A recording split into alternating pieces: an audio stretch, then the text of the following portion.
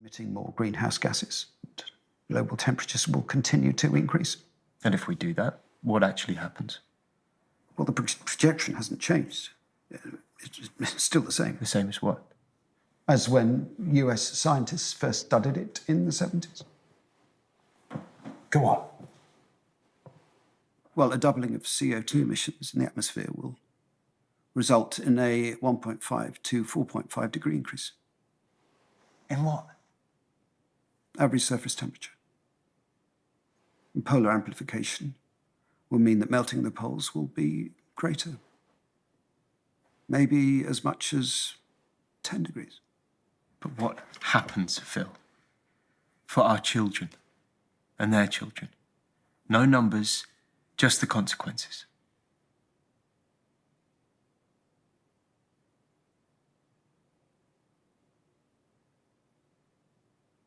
Well,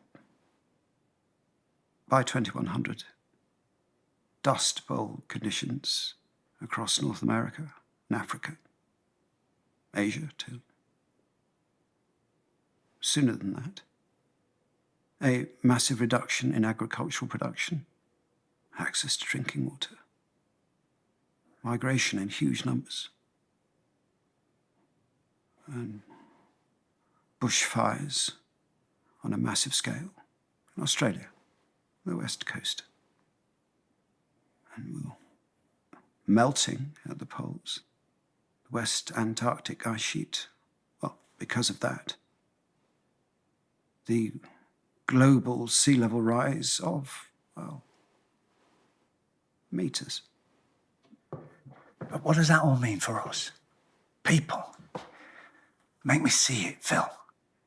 Well, in this worst case scenario, 70% of the habitable world will no longer be able to sustain human life. Millions of species will become extinct. And coastal and delta cities will be underwater. And, well, if the methane in the permafrost and on the seabed is released, well... Yes? The climate will collapse. And the world, as we know it,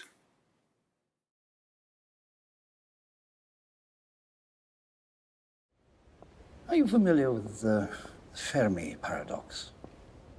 The contradiction in the lack of evidence for alien life.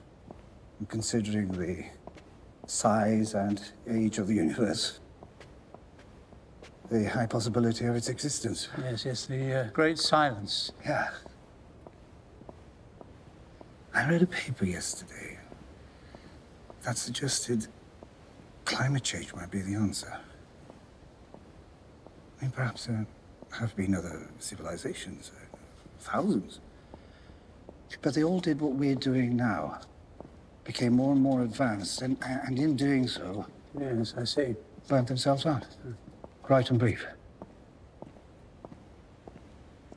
It does make you wonder, doesn't it, whether all this we're fighting against is, well, possibly what we're meant to do. I'll admit humanity does have something of a gift for normalizing great change, even when it threatens us.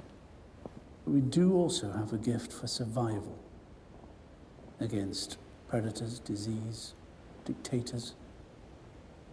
We do somehow survive. Even if how we live is the danger.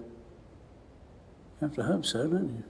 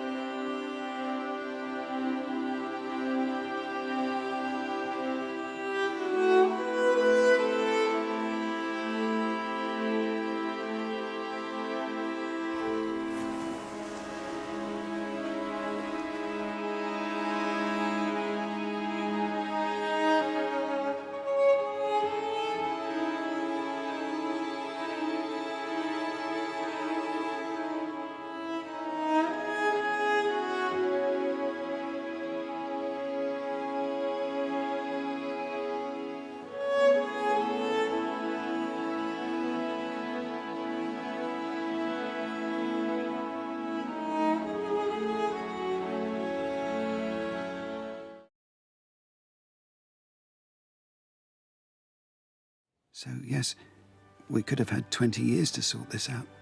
But now, we've only got around 10. If that. And who's pushing hardest for action? The children, people Lily's age, which does give me some hope. They understand, you see, what needs to be done. Be safe. And who knows, if it only took one generation to break the planet, why can't it take just one to fix it? I know we should have more time, but at least we do still have time. Just